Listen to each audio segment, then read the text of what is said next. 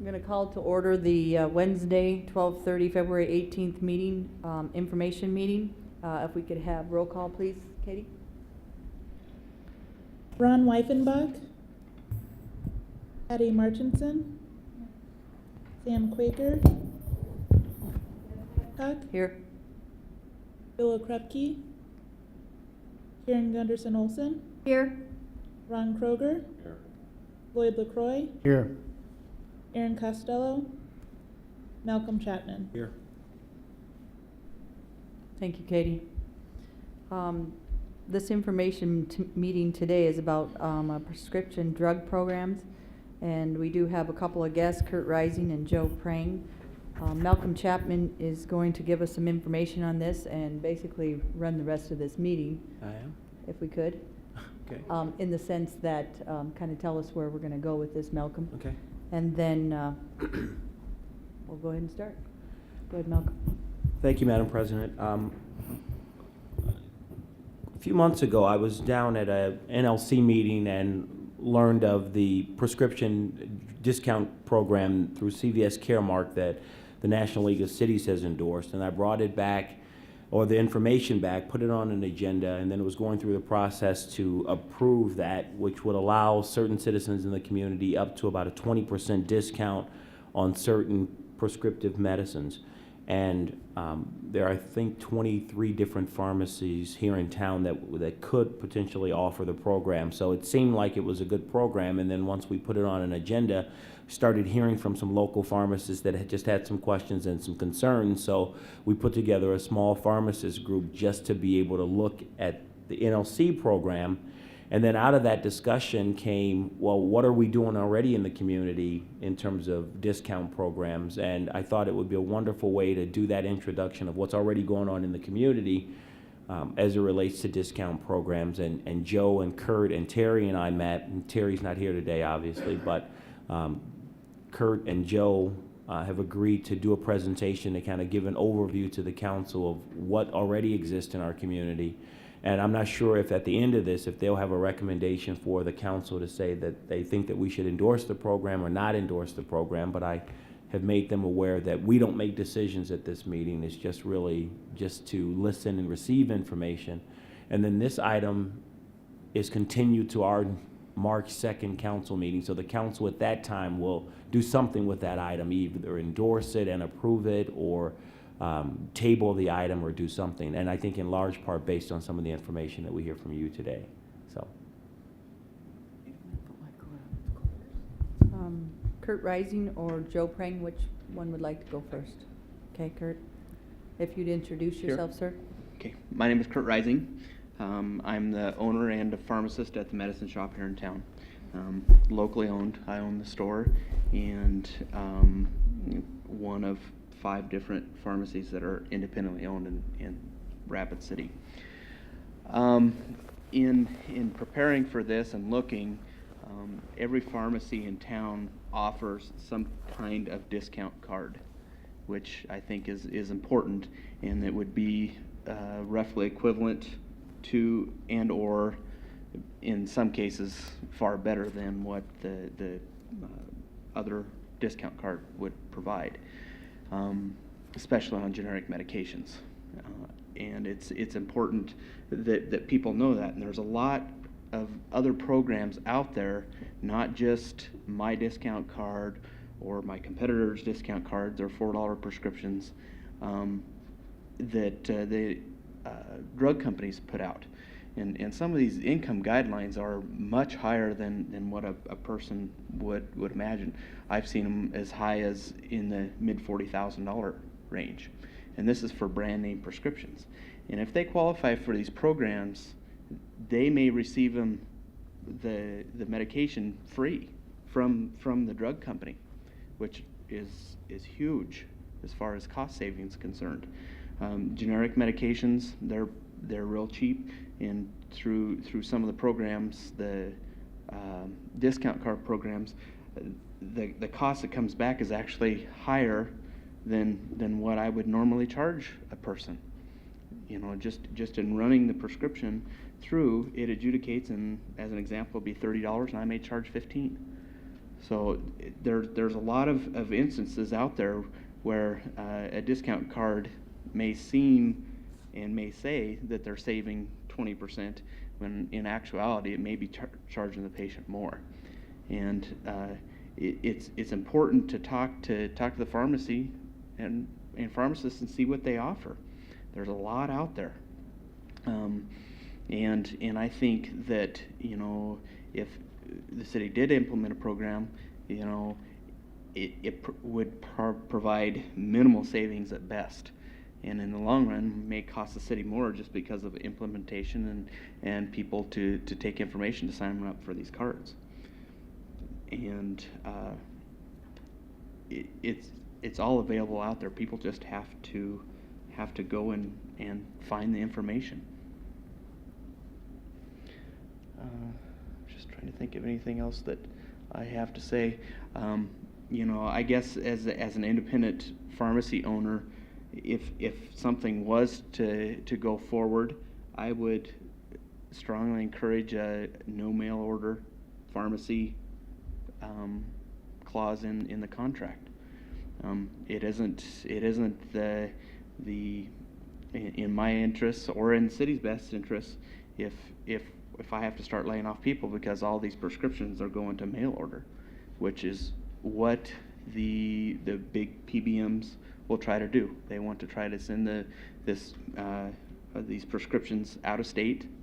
Usually it's Florida or Nevada for these prescriptions to be filled, and that's not in the best interests of the city, the state, or in my business. Does anybody have any questions for Kurt?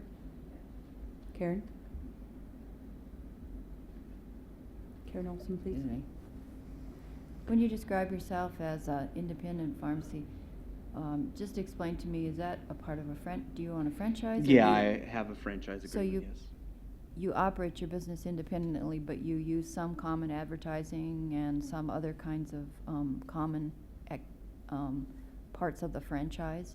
Yeah, we get direction from Medicine Shop International as to help us with some marketing and questions with insurance companies and some direction as far as business is concerned. But they're all independently owned, which is where I am. So you would you have ability to price, your pricing structure is? I have complete ability to price it whatever I want. Thank you. That answers my questions. Thank you, Karen. Ron Kroger, please. Kurt, I think I heard you say that basically all of you already have a discount program in place.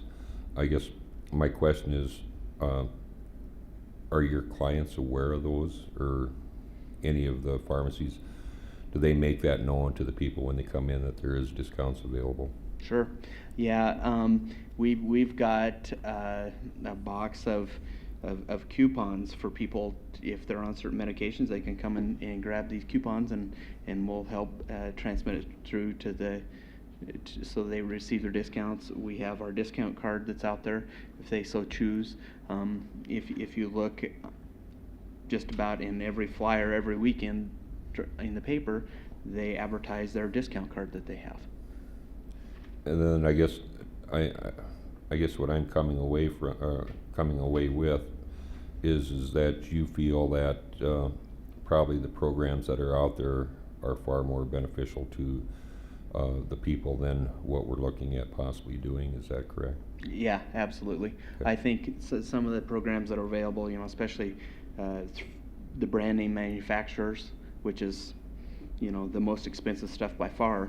There's stuff out there that is available for just about anybody, up to, like I said, I've seen it in the $40,000 range, and that's per family. You know, the income, if they can get this assistance if their income falls below $40,000. You know, that's a sizable chunk of, you know, a sizable amount of income for people to have and still get prescription assistance. That's all I had. Thank you. Lloyd LaCroix, please. Thank you, Madam Chair. I guess I was trying to understand part of what you're saying, Kurt, as far as, say, if someone has a discount card from somewhere else and they bring them into you, you have a base line of, like you said, the $30. So that discount would come off of that. Instead of you, if somebody off the street with no discount card, you could sell it to them for $15. You said Well, that may something- be our price that we have set.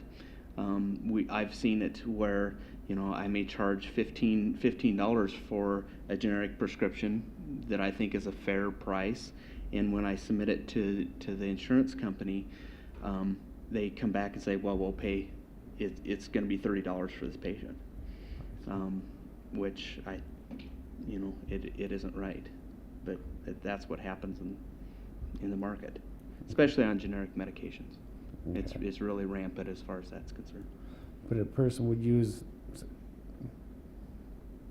discount card somewhere else, like you said, with the mail order. Mhm. The company that I work for, they prefer mail order 3 months at a time, Mhm. bigger discounts. I wouldn't know if they accepted discount cards or not. I doubt that. They won't accept discount cards at mail order. Okay. Yeah, it's, with mail order, they contract with a company to provide this service, and they will say, well, this is how much savings you will see. In my time as a pharmacist, I have seen that to vary so much that people are actually coming and getting prescriptions from us because it's cost more to the system than it does at their local pharmacy. I've got one more question. Yeah. Do you see a lot of people coming in with discount cards? Oh, there's a few in today's age with Medicare Part D programs that are out there for the seniors, and with the number of insurance companies or people that have jobs and have prescription benefits through that, don't see a whole lot of cash paying customers. There are some, obviously, but they are fastly dwindling. And it's those people that we're kind of targeting with this and with everybody's discount cards, is that there is help out there for them. So bottom line is that, from what I heard from you, is that if a person comes in and talks to you about their situation, you could help them out. Oh, yeah, absolutely. And in many cases, probably save them more than, for sure more than mail order or even than discount cards are concerned. All right, thanks, Kurt. Mhm. Thanks, Lloyd. Any other questions, council, for Kurt? I guess what I'm listening to, and probably should have got discount cards and stuff, I haven't. I guess I've never heard the information out there about discount cards and different things, and maybe it's just me. I never really looked it up. I just figured at this point, they're gonna give you something generic because it is cheaper and you're getting a cheaper price, but it's probably I know it's my own fault. I won't say probably, but I guess Lloyd kinda hit on where I was going. If they're going out of state, what's different than what you're doing here, so they'd wanna go out of state? Of course, it would be cheaper, but are they offering brand names? Are they offering generic brands still, but they just get or think they get a bigger discount? Is that why you're kind of losing some of that business? Well, it's all a perception. If people read something and they think that it's going to save them 20%, think, wow, that's going to be 20% overall. Well, the amount is far less than that, because they usually go off of what they call average wholesale price, and there hasn't been any pharmacy in the country in the last 10 years that has charged average wholesale price, because all the contracts with the insurance companies are usually anywhere from wholesale price minus 15 to 25 to 30%, and sometimes even more on generics.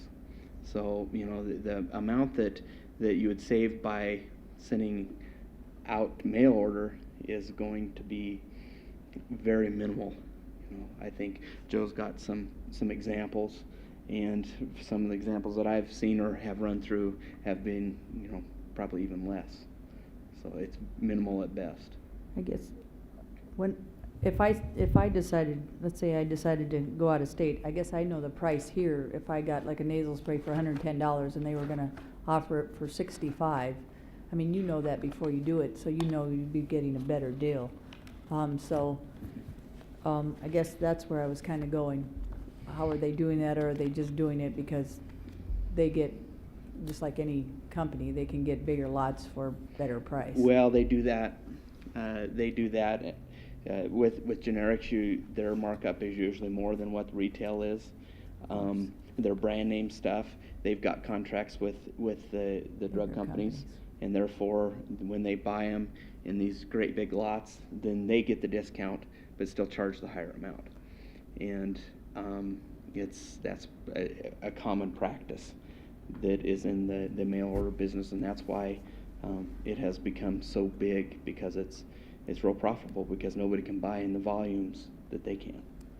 Thanks, Kurt. By chance, do you go to any of the nursing homes or any places in town where you talk about some of this information with them, for them to understand, about the mail orders, about what you're telling us today, and what you offer them? Yeah, I've usually, especially when Medicare Part D enrollment rolls around in November, I usually try to give all kinds of public seminars and let people know what's out there. It changes on a yearly basis, and if they're not signed up for a plan, it's going to be hurting them. I'm try to be as unbiased as possible, state the facts. The people have to make their decision as their own as to what insurance plan they're gonna take. And when you're talking about cards, there's a difference between insurance and discount. Insurance is totally different. They actually pay for part of the prescription, whereas with discount cards, they don't. They just discount it, and discounts are minimal most of the time. So with insurance, can you use the discount card or the discount coupon with the insurance? Most of them say One that or they the other. cannot be run in conjunction with any Medicare or Medicaid endorsed program or state program.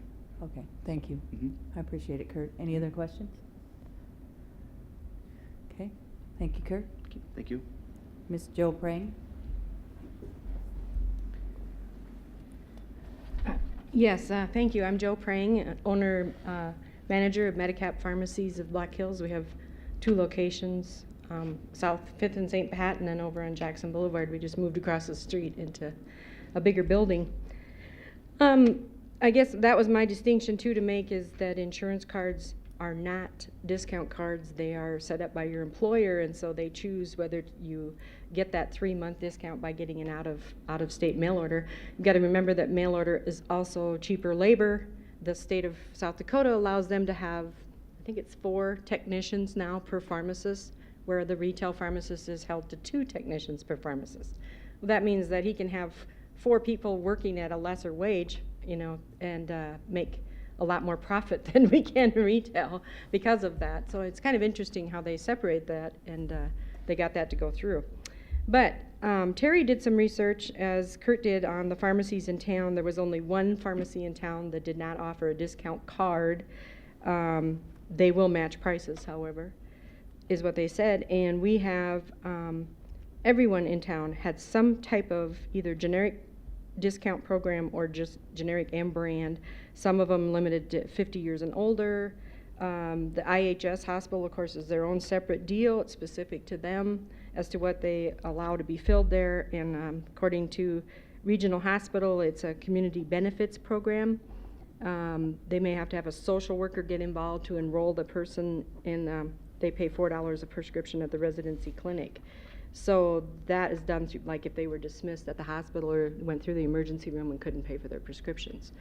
So, what we're talking about here is the uninsured population, which by all estimates is relatively low. Like Kurt said, we're estimating about 5%. I would say we do about 95% of people who come in, you ask them for an insurance card, they hand you one. They very rarely hand you one of these discount cards, because you can, I had a sheet of probably over 100 discount cards that are offered by everything from a petroleum company. If you open your MasterCard bill or your Visa bill, there'll be some kind of discount card in there for prescriptions. Like no other industry in the that I can think of. I said, why don't we issue a card for somebody's price off on gas down the street, or a grocery card or something like. No other industry does that, where someone else offers a discount card for my business. You know, it's just kind of an oddity in pharmacy. So how did we answer this, or how did we deal with this? We came out with our own discount cards, because we decided, okay, we're going to play along rather than fight this trend because it was so popular. So our franchise, you know, helped us set this up. We do this online so that it's set up to offer the same prices as the competition, so that we can be, you know, this is America, we have to compete, and we understand that. And we're both still in business and do lots of prescriptions because we offer services that other places don't. So we do a lot of deliveries, we do a lot, I know Kurt and I do a lot of counseling, one-on-one with the patients. You're not a number at our pharmacy, so we're still around because people enjoy that level of service. People who have to mail order, don't necessarily get to ask the mailman how to use their prescription because he's not going to know. Hopefully you're only mailing away stuff you're going to be on as a maintenance medication, something you've always been on or will be on long term. We do answer questions all the time from people who get mail order. In fact, I have to say the Veterans Hospital is probably my biggest clientele that come in and ask questions, because they can't get a face-to-face necessarily with the pharmacist at their the time they get their prescription. And Kirk touched on Medicare Part D, which has, you know, was both a boon and a bane at the time it came out, because we spend from November 15th till December 31st assisting seniors in picking the right program. We do this because they're being talked to by insurance salesmen, a lot of times selling their own product, and we want them to get a global view of the Medicare cards that are available for their income and for their drugs. So there's a Medicare.gov site that you can go on and assist the senior in looking at their drugs. I mean, here they set up this wonderful internet site for the population that can't use a computer, basically in their 80s and 90s. You know? So we took it upon ourselves to do seminars, to do this education, and I would have to say most of the seniors that we come across are already at least signed up for one. If they're low income, they can change to another one every month if they wanted to. If they change drugs, they can change. There's others that are average income or above, and they have to wait till that open enrollment time period to change their Medicare D. Now, they also legislated in Congress a certain set of drugs that are not covered by Medicare D. If you're low income and you need Valium, for example, for a nervous disorder or something, that kind of drug is not covered by D. However, that's a place where we can use the discount card to give them a discount. So we do. We offer, well, you can't use your Medicare Part D, but I have this discount card that you can use. We do that all the time. We know which drugs are not covered, and soon they do too. So it's, I would have to say that no one who's come into us and needed assistance did not get assistance. If you have an issue with paying for your prescription, we will find a way for you to pay it. Just last night, I got handed a Viagra prescription. You know, the gentleman has lots of disease states that's causing his problem, including his medications causing the problem. And we went to him and we said, this is $145. And he says, I can't afford that. And I said, well, on Viagra.com, there's a Pfizer program that you can apply for at a certain income level and get your medication for free. And he was overjoyed. I printed him the application and gave it to him. Has the phone number, the application, the whole 9 yards on there, so he can get his Viagra. It just takes a little longer to get the there's help pain he with needs. that, is what you're saying? Yes. he didn't buy it. But, the other thing is there's South Dakota Department of Social Services, and I realize, you know, Pennington County is a place of last resort, but this particular application through the South Dakota Department of Social Services, a single person income is $18,000 a year, and a couple is $24,000 a year. So we're talking about low income people without insurance, can get on this site, complete an application form, and depending on the drug, and this goes through the drug manufacturers. They have a website, it's dss.sd.gov/elderly services, that, you know, they can get on, and depending on, and it doesn't say they have to be a certain age, it has to be a South Dakota residence. It will not pay for medications, it does not reimburse past medication expenses, but if you know you have to have an expensive drug and you're low income without insurance, you have no private insurance, and you don't qualify for Medicaid. So these are ways to get brand name drugs. And then they list the following links to other pharmaceutical programs that provide assistance. We give this to patients all the time. I print out their drug and how they can go about getting it by application. And there were how many pharmacies on Terry's list that I had that do the same thing? So I had, let's see, 1, 2, 3, 4, 5, about 5 or 6 on her list, and she had about half of them. So we'll help the patient find some program to pay for a brand name drug if they're not able to and if they don't have insurance.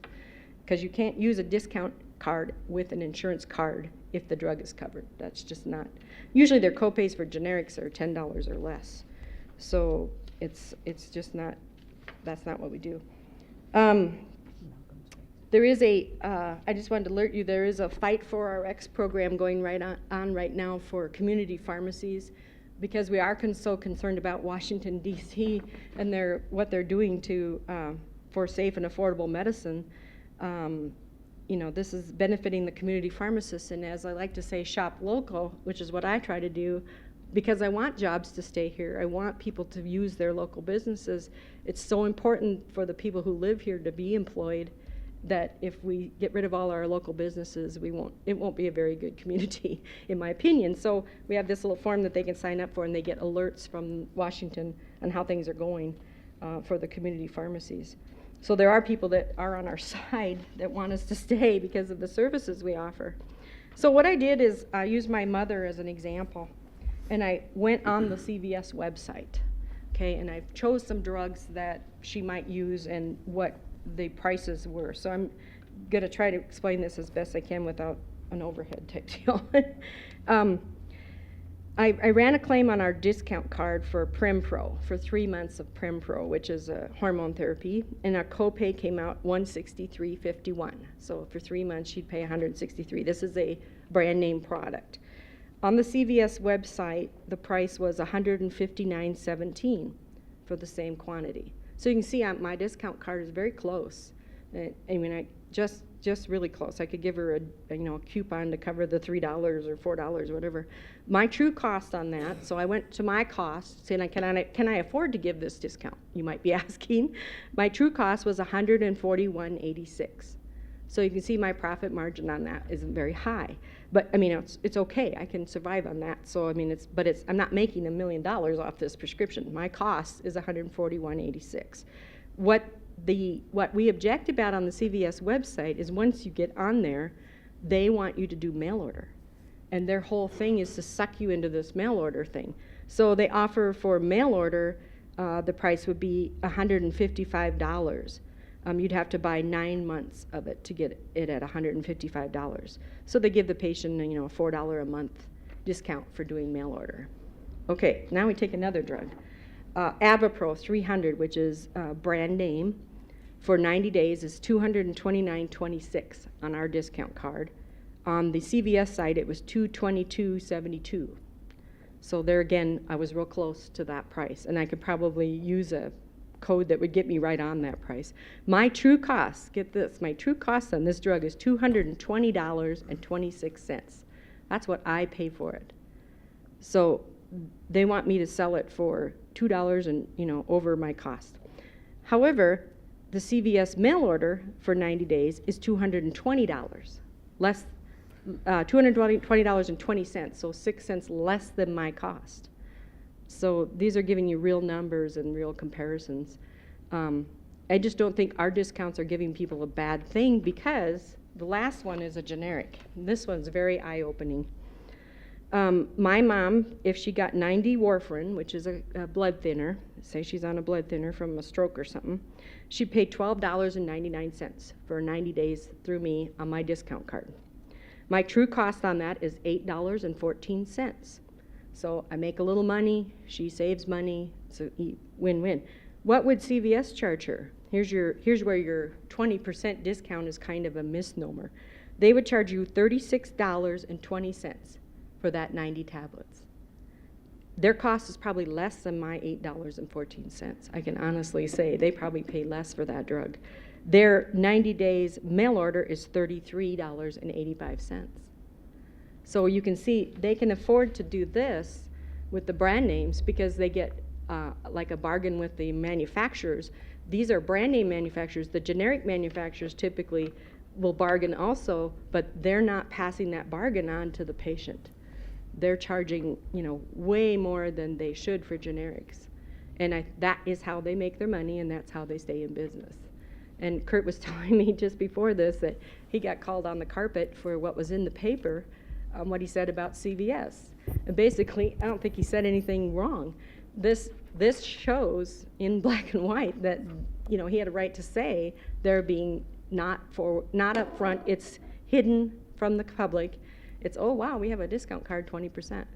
But 20% can mean nothing if you don't know the pharmacy business like we do.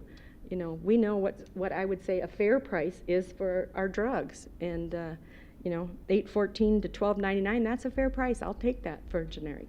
But for them to take $36 or even $33 is that's where they make their money.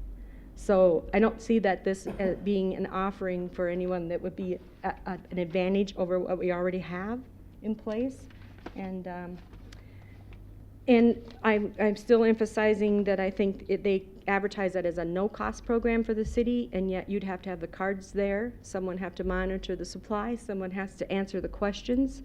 By the time you have a city employee trained enough to answer questions, you've spent money. You have spent money in that process. And then answering questions down the line, each time that person's time is taken, that's more money that you have spent as a city. So I'm just thankful that you allowed us to be here today and talk to you about this issue. Thanks, Thank you. Joe. We do have a question from Sure. Lloyd LaCroix, please. Okay. I really don't have a question. I think you've covered it. All right. I really do. I see how it's working here, like you said, with the brand names, and then they're getting you on the generics, Right. and that's what mainly the insurance companies, nobody else is going to get us the insurance. So I see how that's working. Yeah. I never knew that before. Well, that's why I did real examples of real medicine and, 90 days, doing the 90-day thing, so we could do that comparison. Yeah. But my other comment is things happen for a reason, and I just want to really thank Malcolm for bringing this up, because without this discussion, I would have never gotten any more of this information or heard anything more about this. True. I mean, really, it's something that the general public really needs to know more about. We talked about that. We talked a little bit about it getting on the 211 network. Yes. They said I had to call Sioux Falls. But we can still do that too, because now we have our ducks in a row and know everybody's program.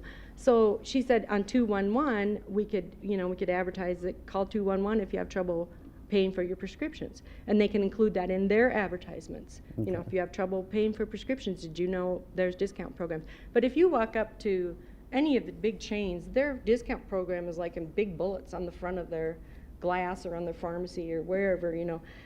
I would have to say we probably haven't advertised as much as we could have and maybe should have. But it's like, okay, most people who come to me know that they have an insurance card already, or they have Medicaid or Medicare Part D, and they know all this, and they know if it's not covered that we're going to do something about it.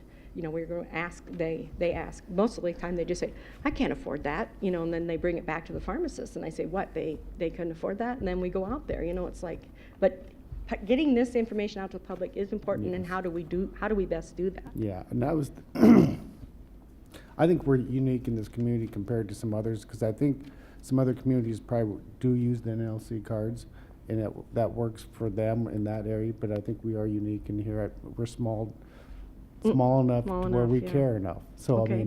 I mean, and I think I don't know if Malcolm had talked to you guys about maybe doing a presentation at one of our citywide meetings or something, our North Rapids Civic Association meeting that we have, that helps educate some of the community organizations in our community. Yeah. That way it gives them some information instead of Yeah. going blindly. I do have an example of that, of all the stuff on Medicare D that you'd think every senior would know or has come up against. I had a patient who did not sign up for a D card, ended up having a clot in his arm. The doctor put him on a $1,000 drug called Lovenox for the clot, to prevent the clots. The next day, after one shot, the doctor discontinued the drug.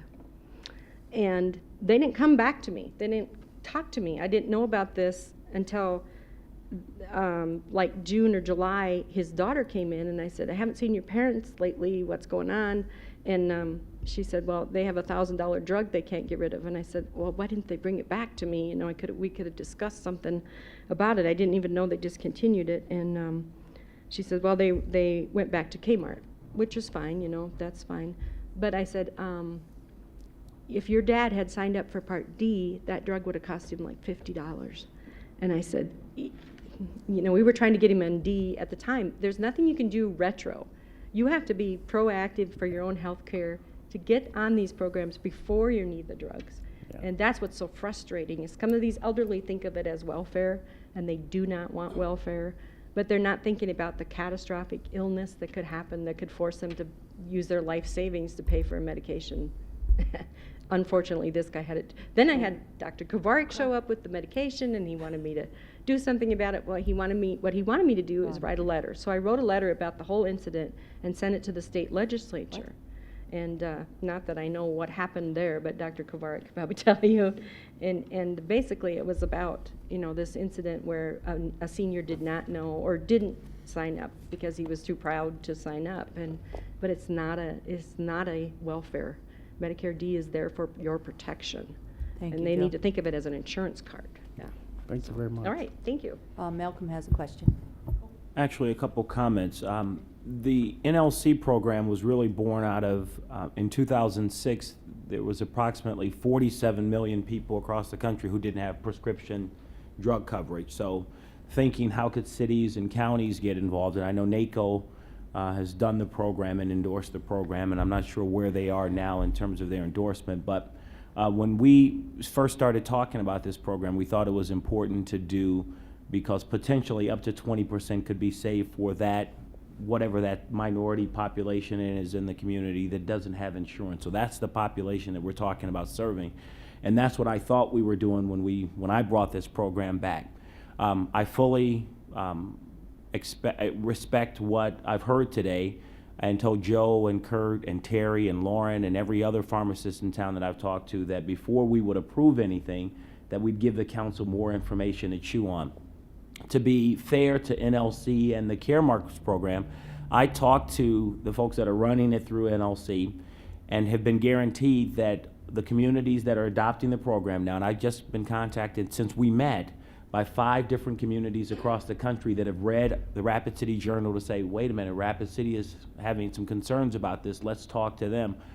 And these communities have gone forward with the program, even though I've shared with them the concerns that we have locally and our independent pharmacists have with the program. But Caremarks and NLC have guaranteed that once people go on the program, that they will not be contacted by the mail order portion, because that's the biggest concern, that the business would be taken out of our community. And I understand that, but we talked about that. So, but I fully respect that if we can put together a local program that would send people to local pharmacists and the chain pharmacists here in town, as opposed to bringing in a discount card program, the goal is still the same goal. How do we help those people that don't have discounts on their prescription medicine? If we can do that, I'm still a little dumbfounded because I like to think that I'm a person in our community who's in the know. And I said this the day we met. Had I known all of this was going on through the pharmacists in town, I wouldn't have brought this program forward. So if I'm somebody who thinks that I'm in the know and I don't understand and I don't know about it, think about somebody who is poverty-ridden, who doesn't have insurance, who's not reading the newspaper, who might not have internet, then what do they know then? So I think at some point then we have some responsibility to make sure that we get this information out to as many people as possible, maybe through some sort, and I'm not trying to put more of a burden on your time, but there needs to be some education program component to it. I don't know if the city would want to put something on the website to say, you know, there are discount programs in our community, or if we want, as we talked about, the 211 program, but somehow there needs to be more awareness if people up here don't even know about it. And here we are dealing with issues every day. They're trying to help citizens in the community, so. Sure. Some of us get water bills. Karen and I don't get water bills. Don't we know? But I think we've done what, at least what I wanted to do, is to have a conversation about how do we enlarge in the pool of people who are aware that there are discounts out here, that there are programs out here, and without formally doing it, putting some Rapid City stamp of approval on a program, just to create the awareness that these sorts of things exist. I brought this forward, I put it on our agenda. I have no problem, based on what I've heard, and I know the research that you've done, of encouraging the council not to vote for approval of this sort of program, but at the same time challenging us to come up with some way to get the word out even more. So thank you. Anything else, Malcolm? Not for me. Okay. Karen Olson? You talked a little bit about a discount card. Every person that walks in, do you offer them a discount? No.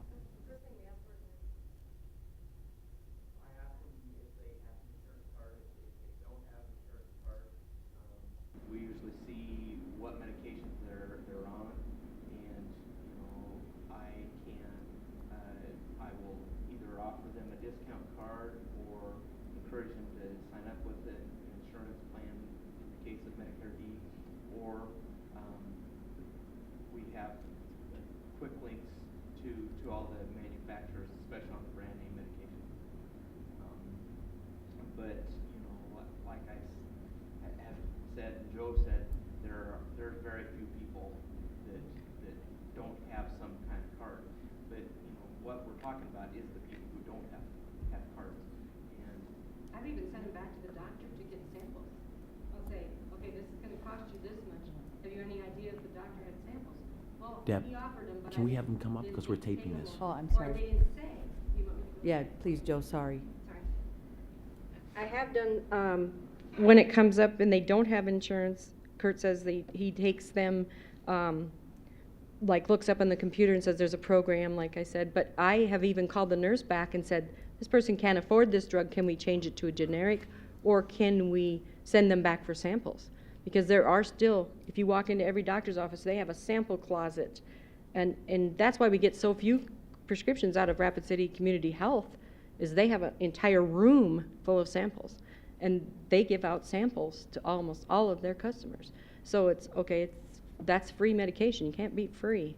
So I would say someone without insurance card is so rare or so seldom that there hasn't been a need to just hand them a discount card, because they have an insurance card and they don't use it, they're not the same. Our minimum prescription charge is like $10.95. So most of your generics, the really cheap generics, are $10.95 cash price. So I mean, most people can afford $10.95 for a prescription. It's just, that's one of the things. I don't know. Any more questions? Karen? Anybody Okay. else? Okay, I'd like to thank Kurt and Joe for coming today. We appreciate that information, and Malcolm for having this information meeting. Thank you, Malcolm. Sounds like you'll move forward on some of this and get more of the council involved in this. Anything else, council? So we have a motion to adjourn? So moved. Second. We have a motion to adjourn and a second. We are now adjourned. Thank you for coming today.